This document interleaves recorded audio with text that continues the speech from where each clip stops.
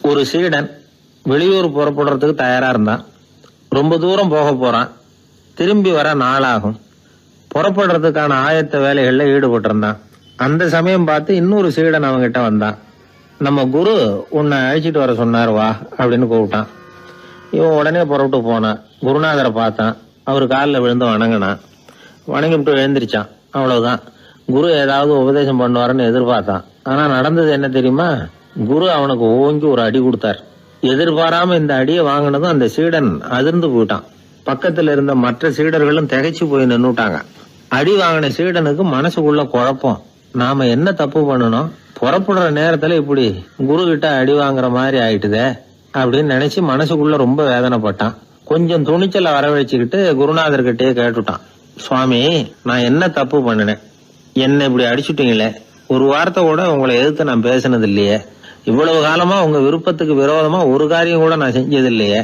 வந்ததும் வராததுமா ஒண்ணுமே சொல்லாம என்ன அடிச்சுட்டீங்களே. குருவே, நான் செஞ்ச குற்றம் தான் என்ன அப்படின்னு கண்ணீரோட பரிதாபமா கேட்டானா அந்த சீடன். ஆனா அந்த குரு முகத்துல கொஞ்சம் கூட கோபம் இல்லை. அவர் சிரிச்சுக்கிட்டே நின்னுகிட்டு இருந்தாராம். அதுக்கப்புறம் சொன்னாராம், என்னுடைய அருமை சீடனே, நீ ஒரு தவறும் பண்ணல. நான் உன்னை அடிச்சது நீ ஏதோ தப்பு பண்ணிவிட்டேங்கிறதுக்காக இல்ல. நீண்ட பயணம் போக போற, ஞாபகமா ஏதாவது கொடுத்து அனுப்ப வேணாமா? நீ ஞானம் பெற்ற பிறகுதான் திரும்பி வர போறேங்கிறது எனக்கு தெரியும். அதுக்கு பிறகு உன்னை வந்து அடிக்க முடியுமா? அதனால இப்ப கிடைச்சிருக்கிற இந்த வாய்ப்பை பயன்படுத்திக்கிட்டேன். அப்போதைக்கு இப்பவே அடிச்சுட்டேன், அவ்வளவுதான், வேற ஒண்ணும் இல்லை அப்படின்னாராம்.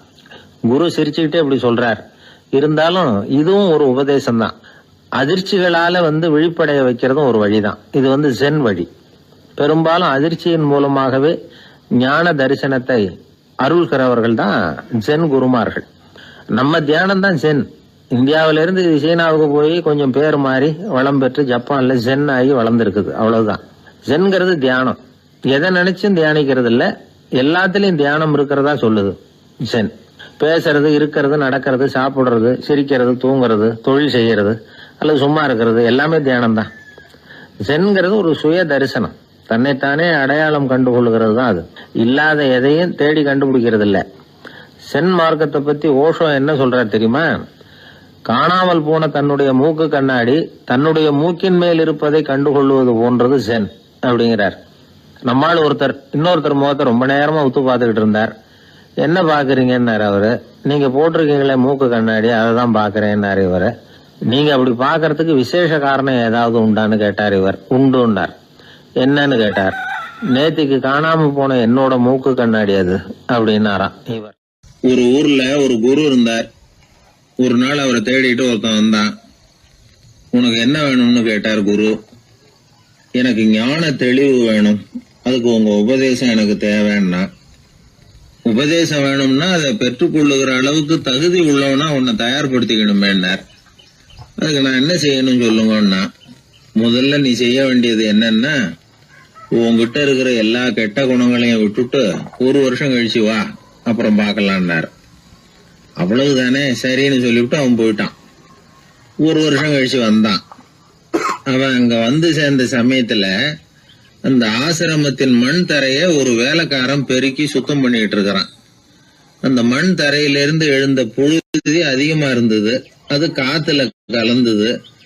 சீடனையே மறைக்கிற அளவுக்கு ஆயிட்டுது. ஒரே புழுதி மயம். சீடனுக்கு கோபம் வந்துட்டுது. அந்த வேலைக்காரனை அடிக்கிறதுக்காக கைய வாங்கிட்டு போனான். அவன் ஓடி போய் குரு கிட்ட சொல்லிவிட்டான். குருவே, உங்க உத்தரவுப்படிதான் நான் தரையை சுத்தம் பண்ணேன், ஆனா அந்த ஆளு என்ன அடிக்க வர்றான் அப்படின்னா. குரு பார்த்தார். அந்த சீடனை கூப்பிட்டார். இத பாருப்பா, உன்னுடைய எண்ணங்கள்ல பாம்பு புகுந்துட்டுது. அதையெல்லாம் விரட்டி அடிச்சு விட்டு 1 வருஷம் கழிச்சு வா, அதுக்கப்புறம் பார்க்கலான்னுட்டார். சீடன் யோசனை பண்ணான். சரின்னு சொல்லிட்டு போயிட்டான். 1 வருஷம் கழிச்சு மறுபடியும் வந்தான். இப்போ அவன் வர்ற சமயத்துல அந்த வேலைக்காரன் என்ன பண்ணான் தெரியுமா? குரு கட்டளைப்படி தரையை பெருக்கினான். அப்புறம் அந்த புழுதியை எடுத்து வேணும்னே அந்த சீடன் மேல தூவனான். அவ்வளவுதான். சீடனுக்கு மகாகம் வந்துட்டுது. அந்த வேலைக்காரனை பிடிச்சி கண்ணாமண்ணான்னு திட்டிவிட்டான். வேலைக்காரன் குரு கிட்ட ஓடனான். ஐயா, அந்த ஆளு வாய்க்கு வந்தபடியெல்லாம் திட்டுறான் அப்படின்னா. குரு பார்த்தார். ஓ அப்படியா, அப்படின்னா இந்த தடவை பாம்புகள் கிடையாது, இப்போ அவன் இதயத்துக்குள்ள நுழைஞ்சிருக்கிறது நாய். அதை விரட்டி அடிச்சு விட்டு இன்னும் ஒரு வருஷம் கழிச்சு அவனை வர சொல், அப்புறம் பார்க்கலாம் அப்படின்னு சொல்லி அனுப்பி வச்சுட்டார். சீடன் திரும்பி போயிட்டான். ஒரு வருஷம் கழிச்சு மறுபடியும் வந்தான். இப்ப அவன் வர்றப்போ என்ன செய்யணுங்கிறத அந்த வேலைக்காரங்கிட்ட குரு ஏற்கனவே சொல்லி வச்சிருக்கிறார். அது பிரகாரமே அவன் பண்ணனான். அவன் என்ன செஞ்சான் தெரியுமா? கூட்டி பெருக்கின புழுதியெல்லாம் ஒரு வாளி தண்ணியில போட்டு நல்லா கலக்கி அந்த சீடன் தலையில ஊத்தினான். இவ்வளவு செஞ்சும் இந்த தடவை அவனுக்கு கோபமே வரல. அதுக்கு பதிலா அவனை பார்த்து நன்றின்னா. எதுக்கு நன்றி தெரியுமா? எதையும் சகிச்சுக்கிட்டு அமைதியா இருக்கும் குணத்தை கற்றுக்கொள்வதற்கு உதவியா இருந்ததுக்காக அந்த வேலைக்காரனுக்கு நன்றி. இத கேள்விப்பட்ட உடனே அந்த குரு ஓடி வந்தார். இவனை கட்டி பிடிச்சுக்கிட்டார். இனிமே நான் உனக்கு உபதேசம் பண்ணலாம், அதுக்கான தகுதி உனக்கு வந்துட்டுதுன்னார். இதுல இருந்து என்ன தெரியுது?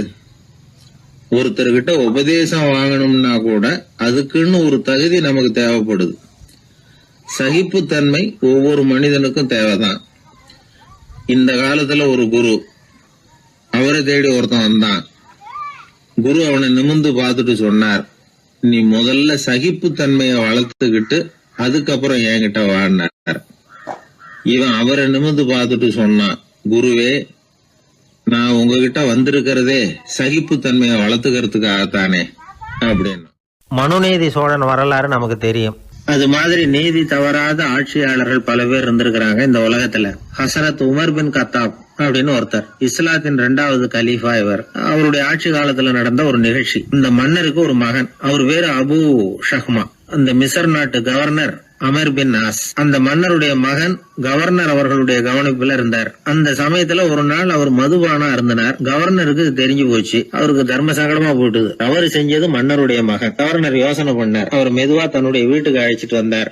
அதிகமா அவரை கஷ்டப்படுத்தாம ஒரு சின்ன தண்டனை கொடுத்து பிரச்சனையை தீர்த்துட்டார். ஏதோ பேருக்கு ஒரு தண்டனை, அவ்வளவுதான். இது நடந்து கொஞ்ச நாள் கழிச்சு மன்னருக்கு இந்த விஷயம் தெரிஞ்சு போச்சு. தன்னுடைய மகன்கிறதுனால கவர்னர் லேசான தண்டனையோட விட்டுட்டார் அப்படிங்கறத புரிஞ்சுக்கிட்டார். உடனே கவர்னருக்கு தகவல் அனுப்பினார். அமர் பின் ஆஸ் அவர்களே, என்னுடைய மகன் மதுபானம் அருந்தி இருக்கிறான், அது உங்களுக்கு தெரிஞ்ச உடனே தண்டனை கொடுத்திருக்கிறீங்க. கலீஃபாவின் மகன்கிற காரணத்தினால குறைவான தண்டனையை கொடுத்ததாக கேள்விப்படுறேன். இது ஷரியத்தின்படி மாபெரும் குற்றம். உங்களுடைய நடத்தையும் மன்னிக்க கூடியதல்ல.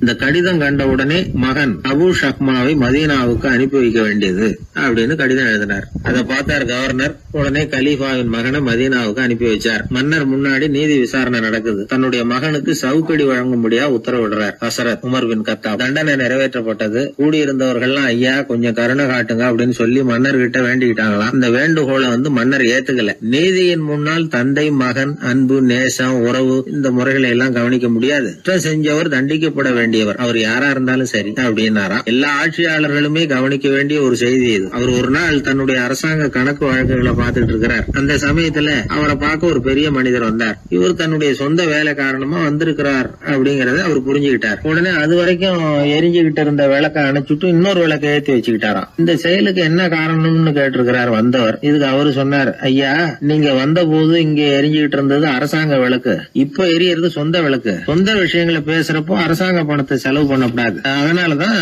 விளக்க மாத்தனே அப்படின்னாராம். இப்படிலாம் பல பேர் இந்த உலகத்துல இருந்திருக்கிறாங்க. ஆனா இப்ப எல்லாம் பல பேர் அப்படி இருக்கிறது இல்ல. ஒருத்தர் அப்படிதான் அரசாங்க விஷயங்களை பார்த்துக்கிட்டு உட்கார்ந்து இருக்கிறார். அந்த சமயத்துல ஒரு பெரிய தொழில் அதிபர் அவரை பார்க்க வந்திருக்கிறார். இவரு சடார்னு எழுந்திருச்சு எரிஞ்சுகிட்டு இருந்த விளக்க அணைச்சுட்டார். எங்கும் ஒரே இருட்டு. ஏன் விளக்க அணைச்சுட்டீங்கன்னு கேட்டிருக்கிறார் வந்தவர். இங்க நடக்கிறது மத்தவங்க கண்ணுல பற்றக்கூடாது அப்படிங்கறதுக்காக தான் விளக்க அணைச்சேன். நீங்க கொண்டு வந்திருக்கிறத அப்படி ஒரு ஓரமா வச்சுட்டு போடுங்க, அதுக்கப்புறமா விளக்க போட்டு நான் எடுத்துக்கிறேன் அப்படின்னாராம் இவர்.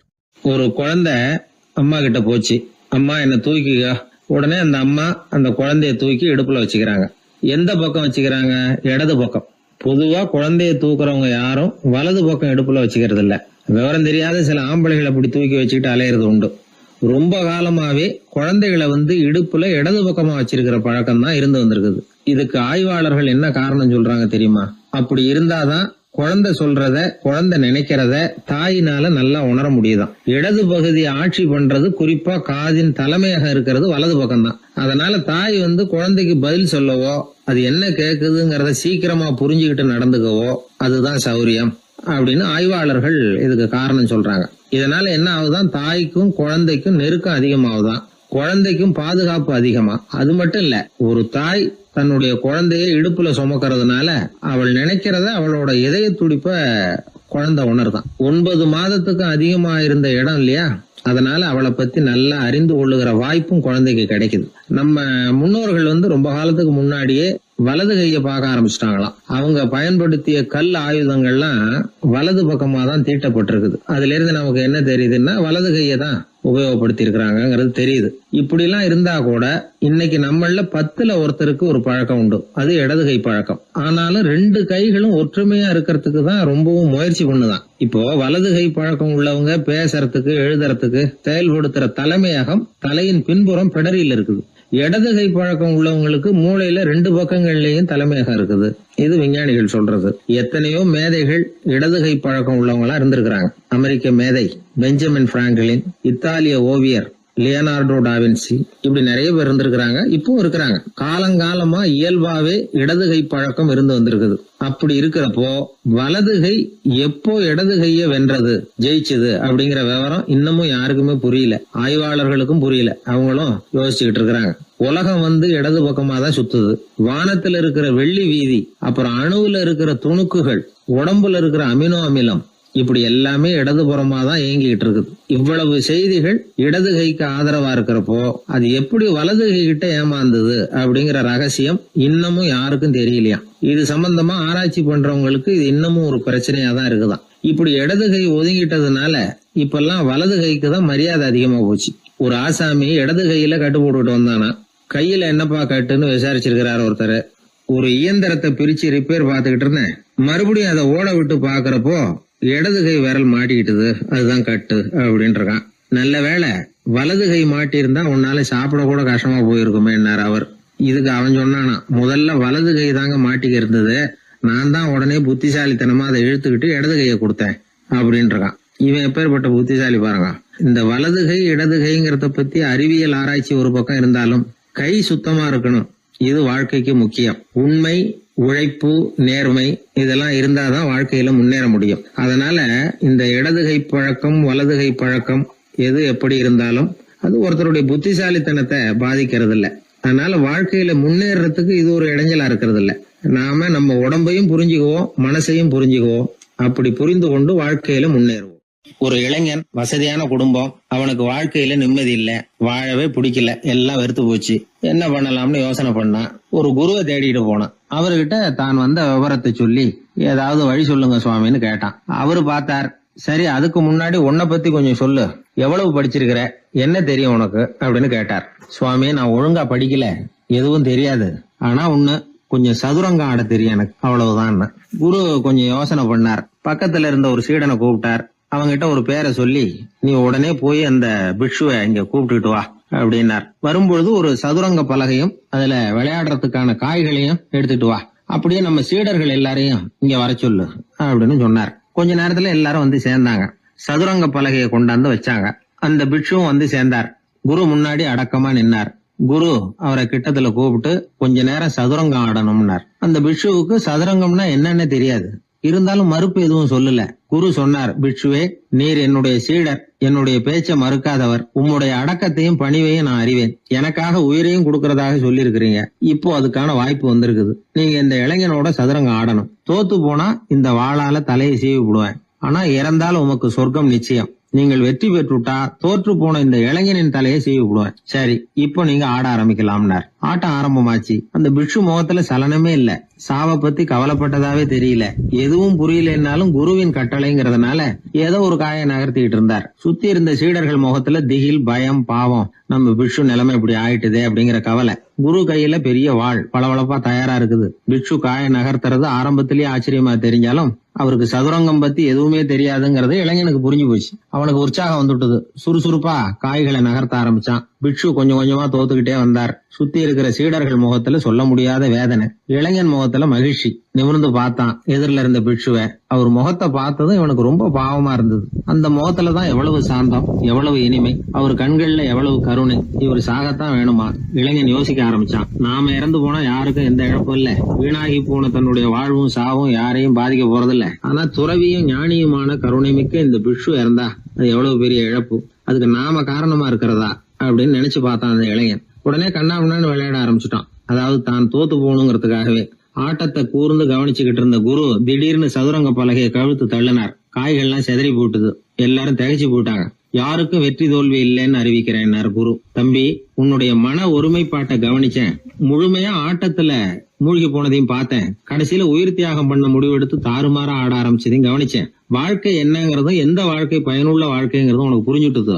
இப்ப இங்க அதை நீ கத்துக்கிட்ட. உன்னுடைய மனம் பக்குவ நிலை அடைஞ்சுட்டுது. தியாகம் உன்னுடைய இதயத்துல குடி வந்துட்டுது. அது எங்க இருந்தாலும் நல்லதுதான். உனக்குள்ள இருந்துதான் அந்த தியாகம் வந்திருக்கு. அதை நீ அடையாளம் கண்டுபிடிச்சுக்கிட்ட. நீ இனிமே கொஞ்ச காலம் இங்கேயே இருந்துட்டு போகலாம். உன்னுடைய வாழ்வு பயனுள்ள வாழ்வா மாறும் அப்படின்னு சொல்லி அந்த குரு ஆசீர்வாதம் பண்ணார். இந்த காலத்திலயும் ஒருத்தர் அது மாதிரி தன்னுடைய வாழ்க்கையை பயனுள்ளதாக ஆக்கிக்கணும்னு ஆசைப்பட்டார். உடனே சதுரங்கம் ஆட ஆரம்பிச்சார். அப்புறம் சீட்டாட ஆரம்பிச்சார். கொஞ்ச நாள் கழிச்சு அவரை பார்த்த நண்பர் ஒருத்தர் கேட்டார், என்னங்க சீட்டாட ஆரம்பிச்ச பிறகு வாழ்க்கை பயனுள்ளதா ஆச்சா அப்படின்னு கேட்டார். ஆச்சுன்னார் அவர். யாருக்கு, உங்களுக்கான்னு கேட்டார். இல்லைங்க, நான் யாரோட ஆடுனோ அவருக்கு வாழ்க்கை பயனுள்ளதா ஆச்சு அப்படின்னு ஒரு விளக்கம் கொடுத்தாராம். அதனால வாழ்க்கைங்கிறது ரொம்ப நுட்பமான ஒன்று. அந்த நுட்பமான வாழ்க்கையை புரிஞ்சுக்கிட்டு அதுக்கப்புறம் அதை பயனுள்ளதாக மாற்றிக்கொள்ள வேண்டியது மனிதர்களுடைய கடமை. விளையாடுறது வழக்கம். மரத்துக்கு அந்த பையன் பேரில் ஒரு பாசம் உண்டாக ஆரம்பிச்சுட்டுது. பையன் அந்த மரத்தில் உள்ள பூக்களை பறிக்கணும், பழங்களை பறிக்கணும்னு ஆசைப்பட்டான். அதுக்காகவே அந்த மரம் தன்னோட கிளைகளை வளைச்சி அவனுக்கு எட்டுற அளவுக்கு தலையை சாய்ச்சி கொடுக்குது. பையன் பூக்களை பறிக்கிறான். மரம் சந்தோஷப்படுது. மரம் அன்பின் அடையாளம். அதனால் அது கொடுக்கறதுல சந்தோஷப்படுது. மனிதன் ஆணவத்தின் அடையாளம். அதனால் இவன் பறிக்கிறதுல சந்தோஷப்படுறான். பையன் வளர்ந்தான். அந்த மரத்தின் மடியிலேயே படுத்து தூங்கினான். பூக்களை பறித்து மலர் கிரீடம் பண்ணி தலையில் சூடிக்கிட்டான். பழங்களை பறித்தான், சாப்பிட்டான். அதை பார்த்து அந்த மரம் சந்தோஷப்பட்டுது. கொஞ்ச நாளாச்சு. பையன் இன்னும் கொஞ்சம் பெரியவனானான். அந்த மரத்து மேலே ஏறி கிளையில் உட்காந்துக்கிட்டு ஊஞ்சல் ஆட ஆரம்பித்தான். அவனுக்கு சௌகரியத்தை கொடுக்கறதுல மரத்துக்கு ஆனந்தம், மரத்துக்கு அசௌகரியத்தை கொடுக்கறதுல அவனுக்கு ஆனந்தம். இது அன்புக்கும் ஆணவத்துக்கும் உள்ள வித்தியாசம். பையன் இன்னும் கொஞ்சம் வளர்ந்தான். அவனுக்கு கடமை, லட்சியம் எல்லாம் சேர்ந்தது. படித்து பரீட்சை எழுதி பாஸ் ஆக வேண்டியிருந்தது. அதனால் மரத்துக்கிட்ட வர்றதில்லை அவன். ஆனால் மரம் இவனுக்காக காத்துக்கிட்டு இருக்குது. இவன் உலக விஷயங்களில் மூழ்கிட்டான். தற்செயலாக ஒரு நாள் அந்த பக்கமாக போனான். மரம் அவனை பார்த்துது. மறந்துட்டியா என்ன, நான் உன்னை பார்க்கணும்னு ஆவலாக காத்துக்கிட்டு இருக்கேனே அப்படின்னுது. இவன் பார்த்தான். நீ என்ன வச்சிருக்கிற, நான் உங்ககிட்ட ஏன் வரணும், உங்ககிட்ட பணம் இருக்குதா சொல்லு, வர்றேன். ஏன்னா நான் இப்போ பணத்தை தான் தேடிக்கிட்டு இருக்கிறேன் அப்படின்னா. உனக்கு பணம் தானே வேணும், என்னுடைய பழங்களை பறிச்சிக்கோ, அதையெல்லாம் விற்பனை பண்ணு, பணம் கிடைக்கும் அப்படின்னு அந்த மரம். உடனே அவன் மரத்தில் ஏறினா, பழங்களை பறித்தான். பழுக்காத காய்களையும் சேர்த்து பறித்தான். தன்னோட கிளை கொம்புகள் உடைஞ்சா கூட அதுக்காக அந்த மரம் கவலைப்படலை, சந்தோஷப்பட்டது. இவன் பழங்களை பொறுக்கிட்டு அந்த மரத்துக்கு ஒரு நன்றி கூட சொல்லாமல் அவன் பாட்டுக்கு போட்டான். அதுக்கப்புறம் அந்த பக்கமே திரும்பலை. பணம் சம்பாதிக்கிறதுலேயே குறியாக இருந்தான். மரத்துக்கு மறுபடியும் வருத்தம், அவன் வரலையேன்னு. பல வருஷம் கழித்து அவன் வந்தான். வா மகனே, என்னை கட்டி பிடிச்சிக்கொண்டுது அந்த மரம். நான் என்ன இன்னமும் சின்ன பிள்ளையா உன்னை கட்டி பிடிச்சிக்கிறதுக்கு அப்படின்னா அவன். நான் இப்போ ஒரு வீடு கட்ட போகிறேன், அதுக்கு உன்னால் உதவ முடியுமா அப்படின்னா. என்னுடைய கிளைகளை வெட்டிக்கோ அப்படின்னுது மரம். கொஞ்ச நேரத்தில் மரத்தை அப்படியே மொட்டை அடிச்சுட்டான். மறுபடியும் கொஞ்ச காலம் கழிச்சு அந்த மனுஷன் வயசாகி ரொம்ப கிழவனாக போட்டான் அவன். அதுக்கப்புறம் வந்தான். நான் தூர தேசங்களுக்கு போய் பணம் சம்பாதிக்கணும்னு ஆசைப்படுறேன். நான் பிரயாணம் பண்ணுறதுக்கு ஒரு படகு தேவை, அதுக்கு நீ உதவி செய்ய முடியுமான்னா. அது ஒன்றும் பெரிய பிரச்சனை இல்லை, என்னுடைய அடிமரத்தை வெட்டிக்கோன்னுது அந்த மரம். அவன் வெட்டினான், படகு செஞ்சான், போயிட்டான். இனிமேல் திரும்பி வருவானோ மாட்டானோ அது தெரியாது. ஆனால் இந்த அடிமரம் அவனுக்காக காத்துக்கிட்டு இருக்கும். ஏன்னா இது அன்பின் அடையாளம், அவன் ஆணவத்தின் அடையாளம். அன்பு கொடுக்கறதுக்கு தான் ஆசைப்படும், ஆணவம் வாங்கிறதுக்கு தான் ஆசைப்படும். இப்படி ஒரு கதையை ஒரு பெரியவர் சொல்லியிருக்கிறார். அதை நாம் சிந்திச்சு பார்க்கணும். எல்லாமே நாற்காலிக்கு ஆசைப்படாதவர்கள் அப்படின்னு சொல்லிட முடியாது. ஏன்னா நிறைய பேர் நாற்காலிக்கு ஆசைப்படுறவங்கள நாம் பார்க்குறோம். உட்கார்றதுக்கு ஒரு நாற்காலி கிடைச்சிடாதா, அதோட ஒரு கால் உடஞ்சி முக்காலியாக இருந்தாலும் பரவாயில்ல, ஒரு மாதிரியாக அனுசரித்து உட்காந்துக்கலாம் அப்படின்னு அலையிறவங்க எத்தனை பேர். இந்த காலத்தில் மட்டும்தான் அப்படின்னு இல்லை, அந்த காலத்துலேயும் இதே மாதிரி ஆசைகள் சபலங்கள் இருந்திருக்கும் போல இருக்கு. பரமசிவன் வசிஷ்டருக்கு ஒரு விசேஷமான ஆசனத்தை கொடுத்துருந்தாராம். சரி, அப்படி என்ன அதில் விசேஷம்னா, வசிஷ்டர் ஒரு குறிப்பிட்ட இடத்துக்கு போகணும்னு நினச்சி புறப்படுறாருன்னு வச்சுக்கோங்க. அவருக்கு முன்னாடியே இந்த ஆசனம் புறப்பட்டுரும். போய் ஒரு வசதியான இடமா பார்த்து இருந்துக்கும். வசிஷ்டர் போவார். அங்கே போனதும் எங்கே உட்காரலாம்ங்கிற இட பிரச்சனையெல்லாம் அவருக்கு ஏற்படுறதில்ல. அதுதான் இவருடைய இருக்கை அங்கே முன்னாடியே போய் காத்துக்கிட்டு இருக்குதே. நேராக போவார், அதில் உட்காந்துக்குவார். மற்ற முனிவர்கள்லாம் இதை பார்த்தாங்க. அவங்களுக்கு பொறாமையாக இருந்து தான் எல்லோரும் ஒரு இடத்துல கூடி இதை பற்றி பேசியிருக்கிறாங்க. என்ன இது, நாமளும் அவரை மாதிரி தானே இருக்கிறோம், இருந்தாலும் நமக்கும் அது மாதிரி ஒரு ஆசனம் கிடைக்கலையே அப்படின்னு யோசனை பண்ணியிருக்காங்க. சரி, நேராக பரமசிவன்கிட்டே போவோம், இதை பற்றி கேட்போம் அப்படின்னு நினச்சிக்கிட்டு போனாங்களாம். பரமசிவனை பார்த்துருக்குறாங்க. ஐயா, நாங்களும் முனிவர்கள் தானே, வசிஷ்டர் பண்ணுறது மாதிரி நாங்களும் உங்களை குறித்து கடும் தவம் பண்ணிக்கிட்டு தானே இருக்கிறோம். அப்படி இருக்கும்பொழுது அவருக்கு மட்டும் ஏன் இந்த விசேஷ சலுகை அப்படின்னு கேட்டிருக்காங்க. அதுக்கு பரமசிவன் சொன்னாராம், முனிவர்களே, உங்கள் கேள்விக்கு நான் பதில் சொல்கிறேன், ஆனால் அதுக்கு முன்னாடி நீங்கள் ஒரு காரியம் பண்ணணும்னாராம். என்ன செய்யணும் சொல்லுங்கன்றிருக்காங்க. நீங்கள் ஒவ்வொருத்தரும் தனித்தனியாக போய் உங்களை விட உயர்ந்த ஒருத்தரை தேடி கண்டுபிடிச்சி அவருக்கு அதிதி பூஜை பண்ணி அவரை ஒரு மண்டலத்துக்குள்ளே என்கிட்ட அழைச்சிட்டு வந்துருங்க அப்படின்னாராம். சரின்னு எல்லாரும் புறப்பட்டுருக்காங்க. அவங்க போனதுக்கப்புறம் நந்தி தேவனை அழைச்சி வசிஷ்டரை கூப்பிட்டுக்கிட்டு வர சொன்னாராம். அவர் வந்தார், வணங்கினார். வசிஷ்டரே, இன்னையிலேருந்து ஒரு மண்டலத்துக்குள்ளே உங்களை விட தாழ்ந்தவர் ஒருத்தரை தேடி கண்டுபிடிச்சி அவருக்கு அதிதி பூஜை பண்ணி அவரை என்கிட்ட கூப்பிட்டுட்டு வாங்கன்னு விட்டார். சரின்னு இவரும் புறப்பட்டு போயிட்டார். கொஞ்ச நாள் ஆச்சு. முனிவர்கள்லாம் திரும்பி வந்தாங்க. பரமசிவன் முன்னாடி நின்னாங்க. ஐயா, எவ்வளவோ தேடி பார்த்துட்டோம், எங்களை விட உயர்ந்தவர்கள் யாருமே கிடைக்கல அப்படின்னாங்களாம். வசிஷ்டரும் சேர்ந்தார். ஐயா, எவ்வளவோ தேடி பார்த்தேன், என்னை விட தாழ்ந்தவர் யாருமே கிடைக்கல அப்படின்னாராம். அவரே தொடர்ந்து சொன்னார், என்னுடைய மனைவி எனக்கு அடங்கினவ தானே, அவளுக்காவது அதிதி பூஜை பண்ணி அழைச்சிட்டு வந்துடலாமான்னு யோசித்து பார்த்தேன். என்னோட மனசு அதுக்கும் இடம் கொடுக்கல. ஏன்னா அவளோட விரதத்துக்கு முன்னாடி நாம் ஏமாத்திரம் அப்படின்னு யோசித்து பார்த்தேன். அதனால் அந்த எண்ணத்தையும் கைவிட்டுட்டேன் அப்படின்னு ரொம்ப வருத்தத்தோடு சொன்னாராம். இதை கேட்ட உடனே மற்ற முனிவர்களுக்கு வெக்கமாக போச்சு. இந்த உலகத்தில் நம்மளை விட மேலானவங்க யாருமே இல்லைன்னு நாம் நினச்சோம். வசிஷ்டரோ தன்னை விட தாழ்வானவங்க யாருமே இல்லைன்னு நினைக்கிறார். பரமசிவன் ஏன் அந்த ஆசனத்தை அவருக்கு மட்டும் கொடுத்தார் அப்படிங்கிற கேள்விக்கான பதில் அவங்களுக்கு கிடச்சிட்டு தான். இந்த காலத்தில் நாம் எப்படி நினைக்கிறோம்னா, எல்லாரும் நம்மளை விட மட்டமானவங்கன்னு நினைக்கிறோம். அதனால் நாம் மட்டும் நாற்காலியில் உட்காந்தா போதும் அப்படின்னு நினைக்கிறோம்.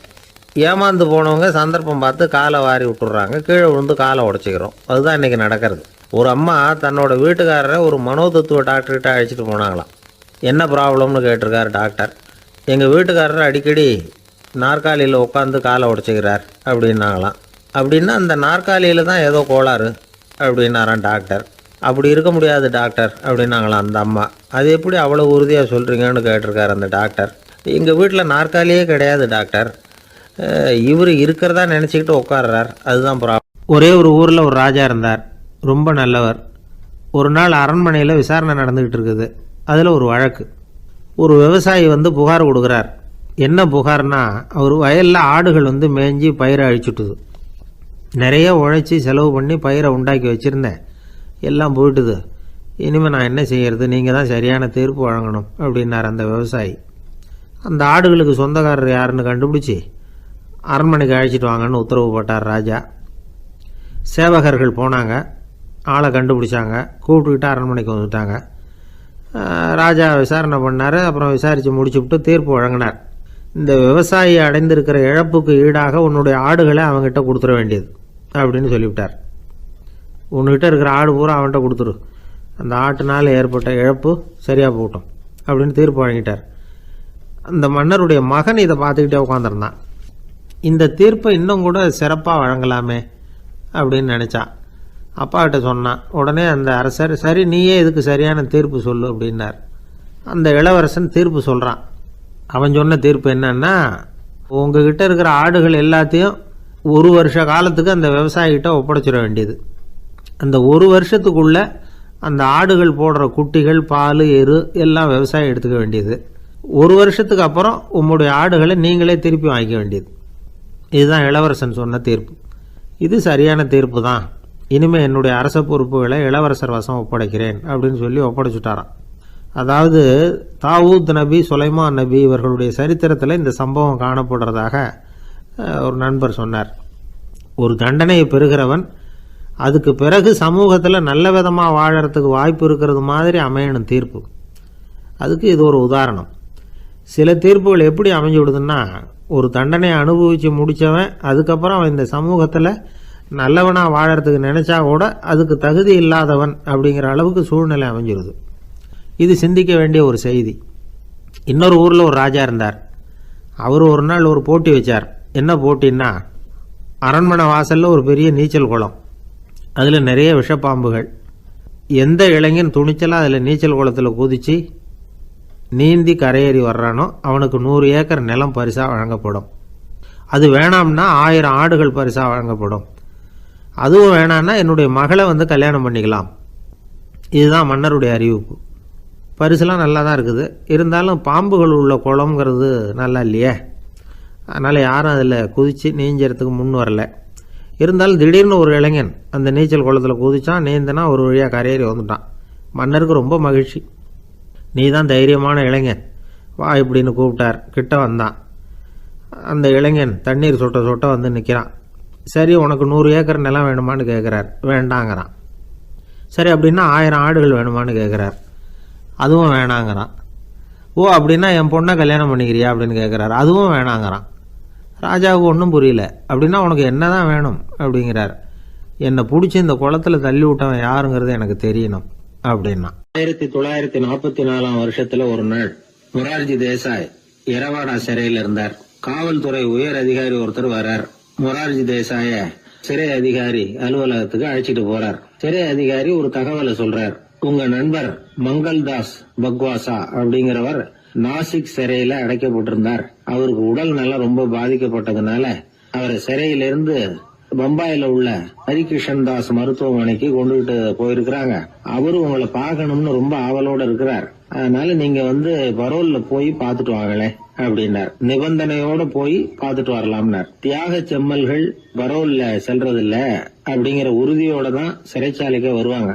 இப்படி இருக்கிறப்போ மொரார்ஜி மட்டும் பரோல்ல போயிட்டு வர்றதுக்கு எப்படி சம்மதிப்பார்? உயிர் நண்பரின் உயிர் ஆடுது அப்படிங்கறத கேட்டதும் உடனே போய் பார்க்கணும்னு ஆவல் தான். இருந்தாலும் வரன்முறையை மீறி போய் பாக்குறதுன்னா அது தேச பக்தியையே அவமானப்படுத்துறது மாதிரி ஆகும் அப்படிங்கறத அவர் உணர்ந்தார். அதனால நான் வந்து பரோல்ல போகிறதுக்கு நான் தயாரா இல்லை அப்படின்னு சொல்லிவிட்டாராம்.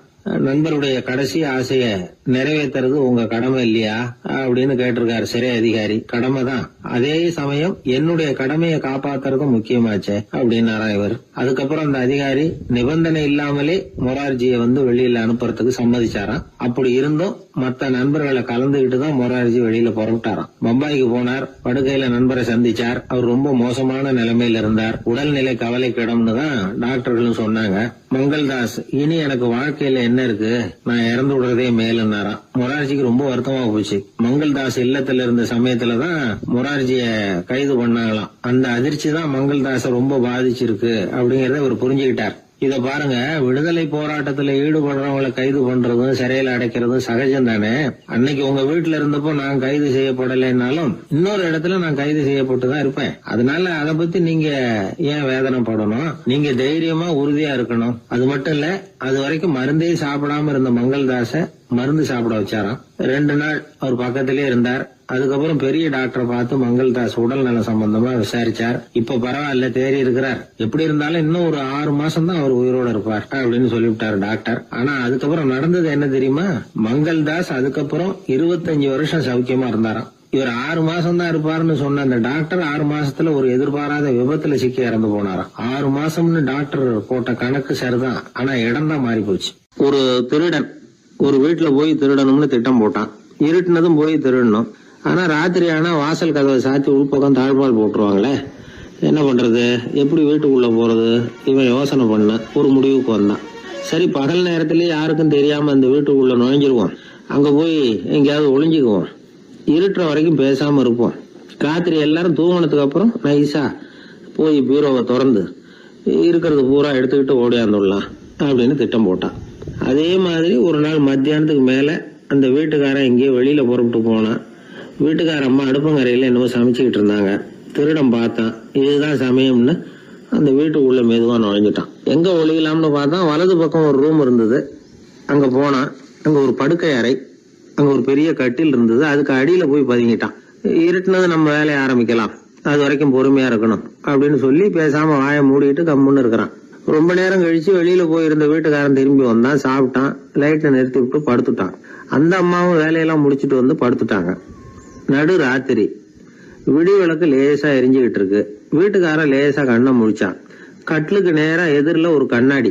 அதுல பாக்குறான், கட்லுக்கு கீழே ஒரு திருடன் ஒளிஞ்சு இருக்கிறது தெரிஞ்சு போச்சு. உடனே அவன் திருடன் திருடன்னு சத்தம் போடல, யோசனை பண்ணான். மேஜையில இருக்கிற கத்தி எடுத்து கையில வச்சுக்குவோமா அப்படின்னு யோசனை பண்ணான். இந்த சந்தர்ப்பத்துல கத்தியை உபயோகப்படுத்துறத விட புத்தியை உபயோகப்படுத்துறது தான் சாமர்த்தியம் அப்படின்னு நினைச்சான். உடனே அது பிரகாரம் செயல்பட ஆரம்பிச்சிட்டான். என்ன பண்ணான் தெரியுமா? எதையும் வெளியில காட்டிக்காம ரொம்ப சர்வசாதாரணமா தன்னுடைய மனைவி கிட்ட பேச ஆரம்பிச்சான். மனைவியும் புத்திசாலி, அதனால அவங்களுக்கு தெரியும். அவங்களும் வீட்டுக்காரர் கேட்ட கேள்விக்கு பொருத்தமா பதில் சொல்ல ஆரம்பிச்சாங்க. இவன் கேட்டான், இத பாரு, நமக்கு குழந்தை பிறந்தா அதுக்கு கிருஷ்ணமூர்த்தின்னு தான் பேர் வைக்கணும் அப்படின்னா. அதெல்லாம் முடியாது. ஆம்பளை பிள்ளையா இருந்தா ஏகாம்பரம், பொம்பளை பிள்ளையா இருந்தா பங்கஜவல்லி, இதுதான் அவங்க மாமனார் மாமியார் பேர், அதான் வைக்கணும் அப்படின்னாங்க அந்த அம்மா. அதெல்லாம் முடியாது, நான் முடிவு பண்ணிவிட்டேன் கிருஷ்ணமூர்த்தின்னு கத்தனா அவன். இல்ல ஏகாம்பரம் பங்கஜவல்லின்றது இந்த அம்மா. வாதம் முத்தி போச்சு. கிருஷ்ணமூர்த்தி கிருஷ்ணமூர்த்தி கிருஷ்ணமூர்த்தின்னா அவன். ஏகாம்பரம் பங்கஜவல்லி ஏகாம்பரம் பங்கஜவல்லின்னு இவங்க கத்துறாங்க. ஒரே சத்தமா போச்சு. இத கேட்டதும் பக்கத்து வீட்டுல இருந்தவங்க, எழுத்த வீட்டுல இருந்தவங்க எல்லாம் எழுந்திரிச்சு ஓடி வந்து இவங்க வீட்டு கதவை தட்ட ஆரம்பிச்சுட்டாங்க. தட தடன்னு. இவன் சாவகாசமா எழுந்திரிச்சு போய் கதவை திறந்தான். என்னங்க இந்த ராத்திரி வேலையில எங்களை எல்லாம் ஏன் கூப்பிட்டீங்க, யாருக்கு என்ன ஆச்சு அப்படின்னு கேட்டாங்க. கேட்டது யாருன்னா பக்கத்து வீட்டு கிருஷ்ணமூர்த்தி, எழுத்த வீட்டு ஏகாம்பரம் பங்கஜவல்லி எல்லாரும். அடடே, உங்களை கூப்பிடலீங்க, குழந்தைக்கு பேர் வைக்கிறது சம்பந்தமா எங்களுக்குள்ள சண்டை வந்துட்டுது, அதுதான் விஷயம். வேணும்னா ஏதாவது கட்டிலுக்கு அடியில ஒளிஞ்சிட்டு இருக்கிறானே ஒருத்தன், அவனை கூட கேட்டு பாருங்க, அவன் தான் இதுக்கு சாட்சி அப்படிங்கிறான் அந்த ஆளு. உடனே எல்லாரும் விஷயத்த புரிஞ்சுக்கிட்டு திருடனை பிடிச்சி போலீஸ்ல ஒப்படைச்சிட்டாங்களாம். நெருக்கடியான நேரங்கள்ல பதறாம புத்திசாலித்தனமா செயல்படணுங்கிறத தெரிஞ்சுக்கிறதுக்காக இந்த கதை. புத்திசாலித்தனமா செயல்படுற ஒரு குடும்ப தலைவி இருக்காங்க. அவங்க என்ன செய்வாங்க தெரியுமா? எல்லாரும் ராத்திரியானா வீட்டை உள்பக்கமா போட்டு விட்டு தானே படுப்பாங்க. ஆனா அந்த அம்மா என்ன பண்ணுவாங்கன்னா, வீட்டை வெளிப்பக்கமா ஒரு பூட்டு போட்டு பூட்டி விடுவாங்க. எழுத்த வீட்டுக்காரங்க கிட்ட சொல்லி தினமும் இப்படி பூட்டி விட சொல்றது பழக்கம். ஏங்க அப்படி செய்யறீங்க? திருடன் சுலபமா உள்ளே வந்துடக்கூடாதுங்கிறதுக்காகவா அப்படின்னு கேட்டாங்க. இல்லைங்க, சுலபமா வெளியில போயிடக்கூடாதுங்கிறதுக்காக அப்படின்னாங்க. என்னங்க சொல்றீங்க அப்படின்னு கேட்டாங்க. ஆமாங்க, இவருக்கு அந்த பழக்கம் உண்டு அப்படின்னு தன்னுடைய வீட்டுக்காரரை காட்டினாங்க. பக்கத்து வீடுகள் பத்திரமா இருக்கணுங்கிறதுக்காக தன்னுடைய வீட்டை பூட்டி வைக்கிறது ஒரு பெரிய விஷயம் தானே. ஒரு வயதான குரு சாய்வு நாற்காலியில உட்கார்ந்திருந்தார். ஒரு ஆள் அவரை தேடிட்டு வந்தான். வந்து அவர் முன்னாடி நின்னான். ஐயா, நான் உங்களுக்கு சீடனா ஆயிடலாம்னு நினைக்கிறேன் அப்படின்னா. அந்த குரு நிமிந்து பார்த்தார். இத பாருப்பா, அது அவ்வளவு சுலபமான வேலை இல்லை. அப்படியா சொல்றீங்க அப்படின்னா. ஆமா, நீ ஒரு சீடனா ஆகணும்னா உன்னுடைய அகங்காரத்தை எல்லாம் விட்டுடணும், தியானத்துல முழுமையா ஈடுபடணும், இது மாதிரி இன்னும் பல காரியங்களை ஒழுங்கா செய்யணும், ஒரு ஈடுபாட்டோட செய்யணும். அது மட்டும் இல்ல, இதையெல்லாம் தொடர்ந்து நீண்ட நாட்களுக்கு செய்ய வேண்டி இருக்கும். அப்படி உன்னால முடியுமா அப்படின்னார். வந்தவன் யோசிக்க ஆரம்பிச்சான். சீடனாகிறதுலேயே இவ்வளவு சிரமம் இருக்குங்கிறது அவனுக்கு தெரியாது. யோசிச்சுக்கிட்டே அந்த குருவை பார்த்தான். அவர் சாய்வு நாற்காலியில் இருந்த நிலைமைய பார்த்தான். சரிங்க சுவாமி, சீடனாகிறது இவ்வளவு கஷ்டம்னா அது வேணாம், அதுக்கு பதிலா உங்களை மாதிரி ஒரு குருவா ஆயிடுறேனே அப்படின்னா. குரு சிரிச்சார். நீ சொல்றது சரிதான், குருவாகிறது சுலபமான வேலைதான் அப்படின்னார். இதை கேட்டதும் அந்த ஆளுக்கு ஏகப்பட்ட சந்தோஷம். கஷ்டப்படாம குருவாயிடலாம் போல இருக்குதே அப்படின்னு கணக்கு போட்டான். பிறகு அந்த குரு சொன்னார், நீ குருவாயிட்டா பல சீடர்களுக்கு தலைவனா ஆகணும், அவங்கள வழி நடத்தி செல்லணும். அது கஷ்டமாச்சே.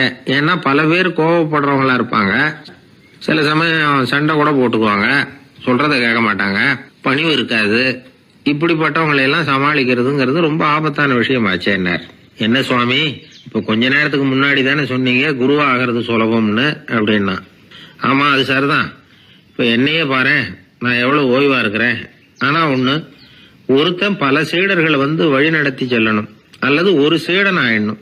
இப்படி ரெண்டுல ஒண்ணு ஆனாதான் நல்லது அப்படின்னாரு அவரு. அவன் இப்போ ரொம்ப குழம்பி போயிட்டான். ஏன்னா மாத்தி மாத்தி ஒவ்வொரு விதமா சொல்றாரேன்னு. சுவாமி, நீங்க சொல்றத பார்த்தா ரெண்டுமே கஷ்டமான காரியமா தான் தோணுது. என்ன முடிவு எடுக்கிறதுன்னு எனக்கு புரியல. அதனால உங்களுடைய அபிப்பிராயம் என்ன, அதை சொல்லுங்க அப்படின்னு கேட்டான். இப்ப அந்த குரு சொன்னார், நீ பல சீடர்களின் தொல்லைகளுக்கு ஆளாகிறத விட நீயே முதல்ல சீடனாகி தொல்லைப்படுறதுதான் சரியா இருக்கும். ஏன்னா அப்ப நீ உன்னுடைய பிரச்சனையை மட்டும்தான் கவனிக்க வேண்டியிருக்கும். குரு ஆயிட்டீன்னா பல பேருடைய பிரச்சனையில தலையிட வேண்டியிருக்கும் அப்படின்னார். ஒரு உண்மையான குருவுக்கும் சீடனுக்கும் உள்ள உறவுங்கிறது ரொம்ப பயன் கருதாத ஒரு அன்பு கலப்பு. ரெண்டு இயற்கையான முழுமை நெருங்கி வந்து ஒன்றோட ஒன்று கலக்கிறது. நீங்க கேள்வி கேட்டா எப்படி அது முழுமை இருக்க முடியும்? அதுல முழுமைங்கிறது ஒரு அமைதியான நிலை. இந்த காலத்து குரு சீடர்கள்லாம் வேற மாதிரி. ஒரு குரு தன் சீடன் கிட்ட சொன்னார், இந்த பாருப்பா, நீ இந்த உலகத்துல எதுக்கும் பிரயோஜனப்பட மாட்ட, பன்றி மேய்க்கிறது கூட லாய்க்கில்லை அப்படின்னார். அப்படின்னா ஒண்ணு செய்யறேன் அப்படின்னா சீடன். என்ன பண்ணுவேன்னு கேட்டிருக்காரு குரு. உங்களை மாதிரியே ஒரு குருவாயிடுறேனே அப்படின்னானா அந்த சீடன். பத்திரிகையில வர்ற செய்திகளை கூட நகைச்சுவையா சொல்றது உண்டு. அதாவது அதை நேரடியா சொன்னா வானொலியில அனுமதிக்க மாட்டாங்க சில விஷயங்களை. அது சின்னாருக்கு கௌரவ குறைச்சல். அது வேடிக்கை கலந்து நகைச்சுவோடு சொல்லும் பொழுது அதை அனுமதிச்சிருவாங்க. அப்ப அந்த விசாரணை கமிஷன் அது இது நிறைய நடந்துகிட்டு இருந்தது. டெல்லியில இருந்து அமலாக்க பிரிவு அதிகாரிகள்லாம் வராங்க போறாங்கன்னு பத்திரிகையில அமர்க்கலப்பட்ட இடம். அந்த நேரம் நான் ஒரு ரேடியோவில் ஒரு செய்தியை தயார் பண்றோம். அப்ப என்ன பண்ணேன்னா, இது மாதிரி அந்த பத்திரிகை செய்தியை வச்சுக்கிட்டே ஒரு செய்தி சொன்னோம், இன்னொரு தகவல் சொல்லி. என்னன்னா, ஒருத்தன் தமிழ்நாட்டுல ஒரு ஆள், அவன் திடீர்னு கோடீஸ்வரன் ஆயிட்டான். நேற்று வரைக்கும் சாதாரணமா இருந்தா இன்னைக்கு கோடீஸ்வரன் ஆயிட்டான். டெல்லியில இருந்து 2 அதிகாரிகள் வராங்க, எப்படி அவன் பணம் சேர்த்தான்னு கண்டுபிடிக்கிறதுக்கு. அவனை கூப்பிட்டு 2 அதிகாரிகளை, எப்படிடா பணம் சேர்த்த? நான் ஒன்னும் தப்பான வழியில பணம் சேர்க்கல சார், நான் பந்தயம் கட்டியே பணக்காரன் ஆயிட்டேன். பந்தயம் கட்டி எப்படிடா பணக்காரன் ஆக முடியும் அப்படின்னா, நீங்க நம்புங்க சார், நான் பந்தயம் கட்டி தான் பணக்காரன், தப்பான வழியில சேரல சார். பந்தயம் கட்டி எப்படிடா கோடீஸ்வரன் ஆனேன் அப்படின்னா, நாங்க நம்ப முடியாதுன்றான் விசாரிக்க வந்தவன். அப்படின்னா உங்ககிட்டே ஒரு பந்தயம் கட்டட்டுமான்றான் விசாரிக்க வந்தவன்ட்டிய. என்னடா பந்தயம் அப்படின்னா, ஒண்ணுமில்ல சார், இது என் கண்ணு, இது என் பல்லு, என் கண்ணை என் பல்லாலேயே கடிக்கிறேன், எவ்வளவு பந்தயம். விசாரிக்க வந்தவன் 100 ரூபாய் எடுத்து வச்சான், இதை ப்ரூவ் பண்றான்னு. அப்படியே கண்ணை எடுத்துட்டான். அது பளிங்கு கண்ணு, ஏற்கனவே ஒரு கண்ணு பளிங்கு கண்ணு வச்சுனா எடுத்து கடிச்சு விட்டான். இது விசாரிக்க வந்தாலும் 100 ரூபாய் விட்டுட்டு நிக்கிறான். எப்படி பணம் சேர்த்தான்னு வந்தவன்.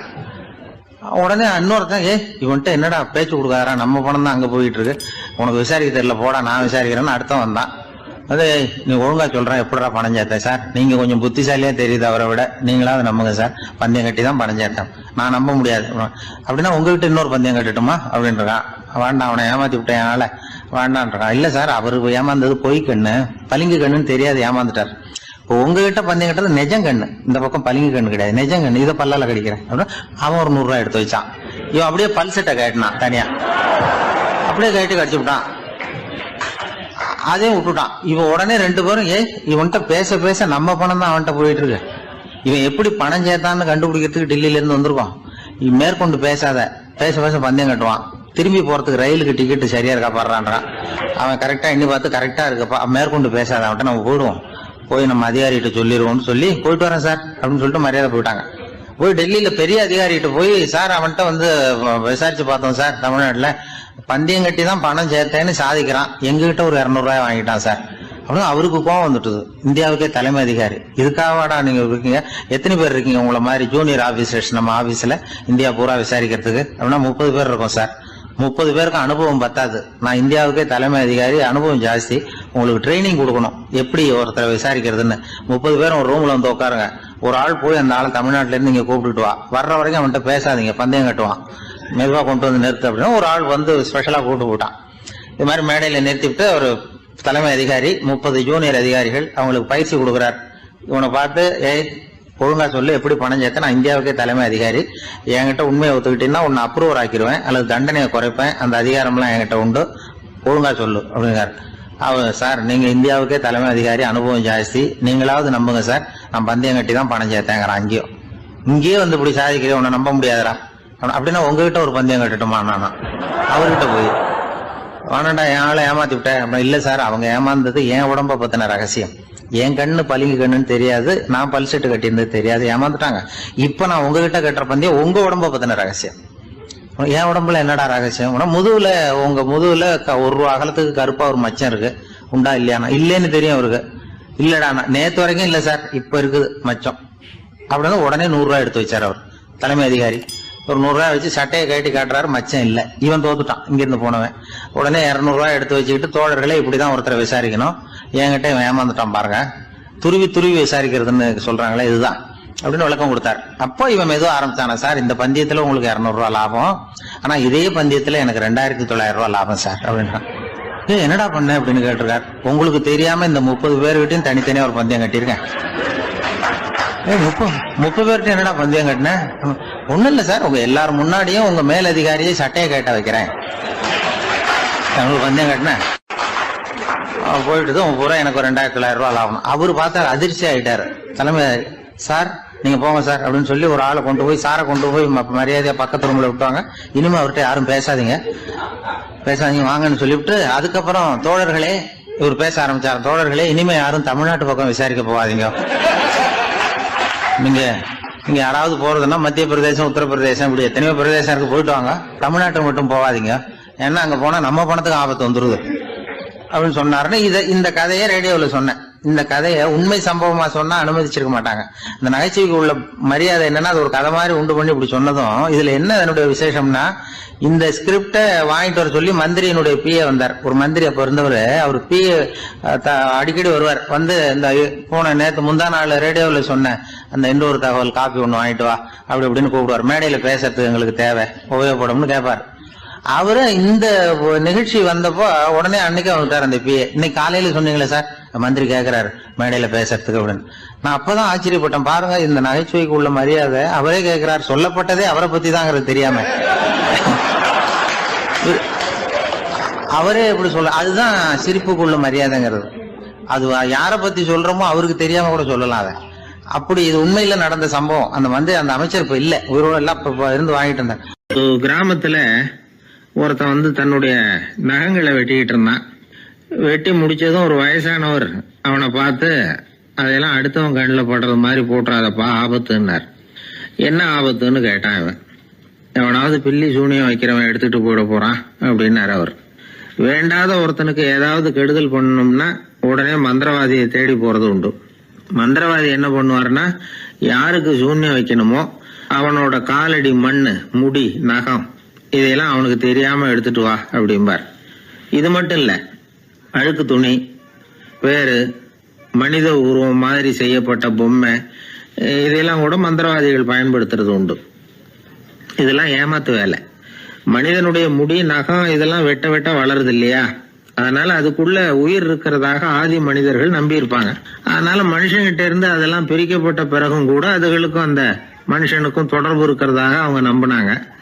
அந்த நம்பிக்கை தொடர்ந்து அதோட விளைவாதான் இன்னைக்கு மந்திரவாதிகள் நகத்தையும் முடியையும் எடுக்கிறாங்க. அந்த நகத்துக்கும் முடிக்கும் ஒரு பாதிப்பு உண்டாக்குனா அது சம்பந்தப்பட்டவனுக்கு போய் சேரும் அப்படிங்கறது அவங்க நினைப்பு. அவ்வளவுதான் விஷயம்.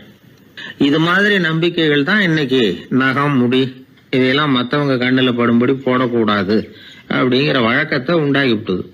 ஒருத்தர் பேரு என்னன்னு கேட்டு தெரிஞ்சுட்டு போய் அந்த பேரை வச்சு அவனோட ராசி பலனை கணிச்சு அவனுக்கு ஏற்பட இருக்கிற கெட்ட நேரத்துல அவனுக்கு சூன்யம் வச்சா அது உடனே பலிக்கும் அப்படின்னு ஒரு நம்பிக்கை. அது மட்டும் இல்ல, சூன்ய தகட்டுல பேரை எழுதி புதைக்கிறதும் உண்டு.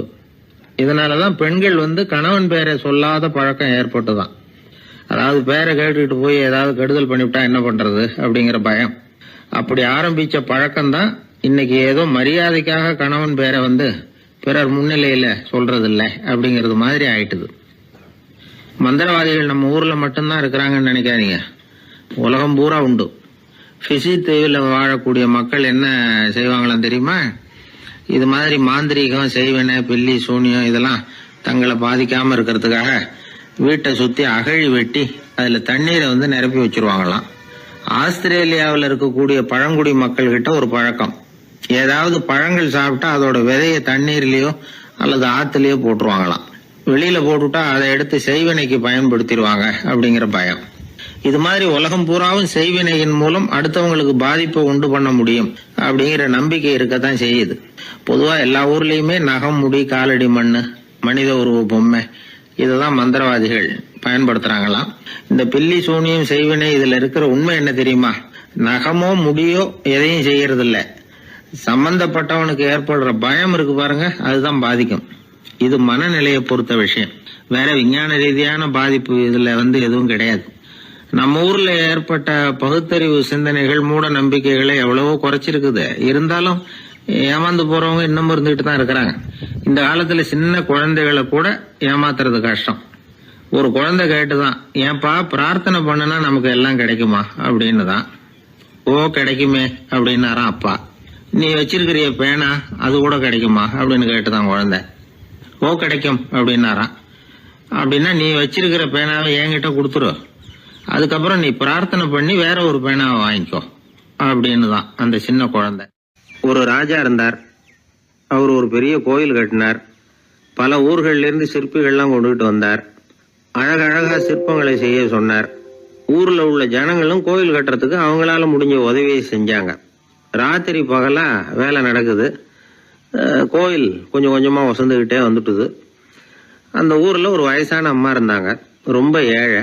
அவங்களுக்கு மனசுக்குள்ள ஒரு உறுத்தல், இந்த ஊர்ல எல்லாரும் இந்த கோவில் கட்டுறதுக்கு அவங்களால முடிஞ்ச உதவியை பண்ணிட்டு இருக்கிறாங்க, நம்மளால ஒன்றும் பண்ண முடியலையே அப்படின்னு நினைச்சு கவலைப்பட்டாங்க. அவங்களுக்கு மனசு கேட்கல, ஏதாவது செய்யணும் நம்மளால முடிஞ்சது அப்படின்னு யோசனை பண்ணாங்க. நல்ல வெயில் நேரத்துல சிற்பிகள்லாம் ரொம்ப சிரமப்பட்டு சிலை வடிச்சுக்கிட்டு இருக்கிறாங்கல்ல, அவங்களுக்கு அந்த நேரம் தாகம் எடுக்குமே. அதனால சிரமப்பட்டு ஒரு குடத்துல தண்ணியை எடுத்துக்கிட்டு அதை இடுப்புல வச்சுக்கிட்டு மெதுவா கொண்டுகிட்டு அங்க போறது அப்படின்னு முடிவு பண்ணிட்டு அந்த அம்மா போச்சு. அங்க போய் வேலை செய்யறவங்களுக்கு தாகம் எடுக்கிற போலாம் ஒரு கோவலையில தண்ணியை எடுத்து கொடுத்துக்கிட்டு இருக்கிறது. இப்படியே பண்ண ஆரம்பிச்சுட்டு அந்த அம்மா. ஏதோ அந்த அம்மாவால முடிஞ்ச ஒரு சின்ன உதவி அது. இப்படி கொஞ்சம் கொஞ்சமா வேலை நடந்தது. கோபுரம் வசந்தது, எல்லா வேலையும் முடிஞ்சது. இனிமே கடைசியா கற்ப கிரகத்தின் மேல விமானம் அமைக்க வேண்டியதுதான் பாக்கி. அந்த வேலையும் ஆரம்பமாச்சு.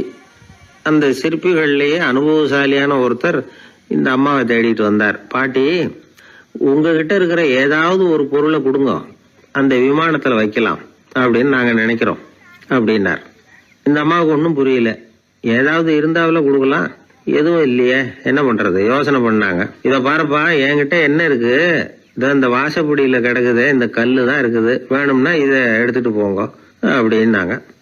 உடனே அந்த கல்லை பேத்து எடுத்துட்டு போயிட்டாங்க அவங்க. அங்க போய் பார்த்தா என்ன ஆச்சரியம், அந்த விமானத்து உச்சியில கலசங்களை அமைக்கிறதுக்கான பிரம்ம எந்திரத்தை மூடுற கருங்கல் ஒண்ணு தேவையா இருந்தது. இவங்க எடுத்துட்டு போன கல்லு அதுக்கு ரொம்ப பொருத்தமா அமைஞ்சு போச்சு. ஏதோ அதுக்காகவே அளவெடுத்து செஞ்சது மாதிரி அமைஞ்சுட்டுது. அந்த கல்லையே அங்க அப்படியே பதிச்சுட்டாங்க. ஒரு வழியா கோவிலை கட்டி முடிச்சாங்க. அடுத்தது கும்பாபிஷேகம். அதுவும் ரொம்ப சிறப்பா கோலாகலமா நடந்து முடிஞ்சது. இவ்வளவையும் பார்த்த அந்த ராஜாவுக்கு மனசுக்குள்ள ரொம்ப பெருமையா இருந்தது. இவ்வளவு பெருசா இந்த கோவில் உருவாகிறதுக்கும் இவ்வளவு சிறப்பா இந்த விழா நடக்கிறதுக்கும் நாம தானே காரணம் அப்படின்னு மனசுக்குள்ள நினைச்சுக்கிட்டார். இப்படி நினைச்சுக்கிட்டே அன்னைக்கு ராத்திரி அரண்மனையில படுத்து தூங்கினார். உடனே ஒரு கனவு. ஆண்டவனே அந்த ராஜாவோட கனவுல வந்தார். ராஜா ஆண்டவனை வணங்கினார். இறைவா, உங்களுக்காக நான் கட்டி இருக்கிற கோவில் எப்படி இருக்குது, நல்லா இருக்குதா அப்படின்னு கேட்டார் ராஜா. அதுக்கு இறைவன் சொன்ன பதில் என்ன தெரியுமா, நீ கட்டின கோவில்ல அந்த கிழவியோட நிழல்ல நான் சுகமா இருக்கிறேன் அப்படின்னாராம். இப்படி சொல்லிவிட்டு கடவுள் மறைஞ்சுட்டார். கனவு கலைஞ்சுது. ராஜா விசாரிச்சார், யார் அந்த கிழவி அப்படின்னு. எல்லாரும் விவரத்தை சொன்னாங்க. அப்பதான் ராஜா நினைச்சு பார்த்தார், இந்த கோவிலை நானே கட்டினதாக ரொம்ப பெருமைப்பட்டுக்கிட்டேன். ஆனா அந்த வயசான அம்மா வீட்டு வாசல்ல கிடந்த கல்லு அது இறைவனுக்கு சுகமான நிழல் கொடுக்கறதாக சொல்றாரு அப்படிங்கறத எண்ணி பார்த்தார். நான்கிற எண்ணம் நழுவி போயிட்டுதான். கோபுரம் எவ்வளவு பெருசுங்கிறது முக்கியம் இல்ல, குணம் எவ்வளவு பெருசுங்கிறது தான் முக்கியம். அந்த வயசான அம்மா நம்ம நாட்டுல வாழறது தான் நமக்கு உண்மையான பெருமை அப்படின்னு நினைச்சாராம் ராஜா. இந்த காலத்திலயும் ஒரு ஊர்ல ஒரு கோவில் கட்டினாங்க. எல்லா ஜனங்களும் அவங்களால முடிஞ்சதை செஞ்சாங்க. நம்மால் ஒருத்தன் அந்த திருப்பணி குழு தலைவரை போய் பார்த்தான். நான் ஏதாவது ஒத்துழைக்கணுமா ஐயா அப்படின்னு ரொம்ப பணிவா கேட்டான். திருப்பணி குழு தலைவர் சொன்னார், இத பாருப்பா, இந்த கோவில் கட்டி முடிக்கிற வரைக்கும் உன்னுடைய ஒத்துழைப்பு எதுவும் தேவையில்லை. கட்டி முடிச்சு கும்பாபிஷேகம் ஆனதுக்கு அப்புறம் தான் உன்னுடைய ஒத்துழைப்பு ரொம்ப அவசியம் அப்படின்னார். அதுக்கப்புறம் நான் என்ன செய்யணும் சொல்லுங்கன்னா, இவன் இந்த சாமி சிலையை நீ திருடிட்டு போகாம இருக்கணும், அவ்வளவுதான் அப்படின்னாராம் அவர். என்னுடைய நண்பர் ஒருத்தர், அவர் விரல்ல நகமே இருக்காது. என்ன காரணம்னு நினைக்கிறீங்க? எல்லாத்தையும் அவரே கடிச்சு துப்பிடுவார். அப்படி ஒரு பழக்கம்.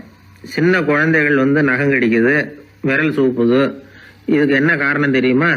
குழந்தைகள் மனசுல ஏற்படக்கூடிய ஒருவித பாதுகாப்பின்மை, இன்செக்யூரிட்டி, அல்லது தான் சரியா கவனிக்கப்படல அப்படிங்கிற எண்ணத்தோட வெளிப்பாடு தான் அது அப்படிங்கிறாங்க டாக்டர்கள்.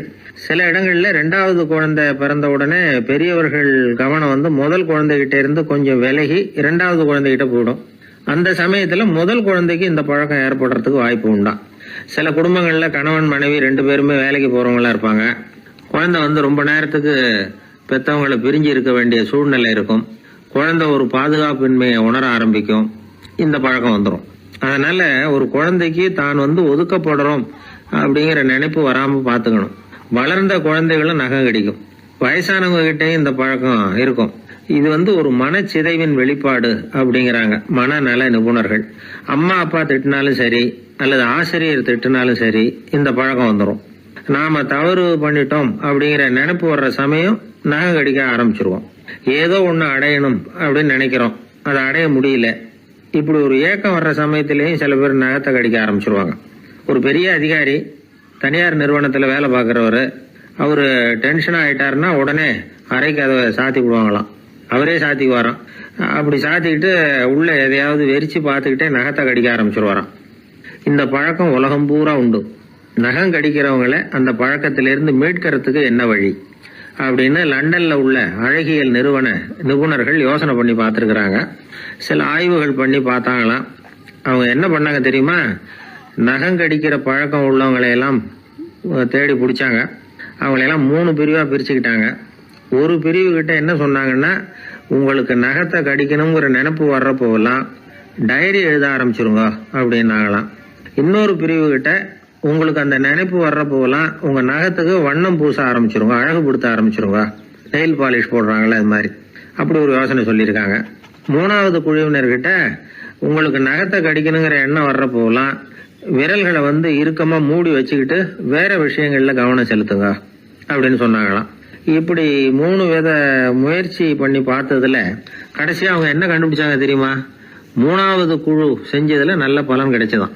அதாவது நகம் தெரியாதபடிக்கு விரலை இறுக மூடிக்கிட்டு வச்சுக்கிட்டோம்னா அந்த பழக்கம் மாறுதான். அப்படி இருந்தவங்க கிட்ட இந்த நகம் கடிக்கிற பழக்கம் மெதுவா குறைஞ்சு போச்சான். அதனால நகம் கடிக்கிற பழக்கம் உள்ளவங்க இதை முயற்சி பண்ணி பார்க்கலாம். ஒரு ஆள் இருந்தார், அவருக்கு எப்ப பார்த்தாலும் நகத்தை கடிச்சுக்கிட்டே இருக்கணும், அப்படி ஒரு பழக்கம். அதனால அவர் விரல்ல எப்பவும் நகம் இருக்கிறது இல்ல, விரல் இருக்கிறதே பெரிய ஆச்சரியம். அவருக்கு திடீர்னு உடம்புல அரிப்பு, சொரிஞ்சிக்க முடியல, அரிப்பும் நிக்கல. 1 வாரம் தொடர்ந்து கஷ்டப்பட்டார். கடைசியா ஒரு டாக்டர் கிட்ட ஓடினார். அவர் எல்லாத்தையும் விவரமா கேட்டுக்கிட்டு கடைசியா கொஞ்சம் மாத்திரை கொடுத்து வேலைக்கு ஒண்ணு சாப்பிடு அப்படின்னாராம். இந்த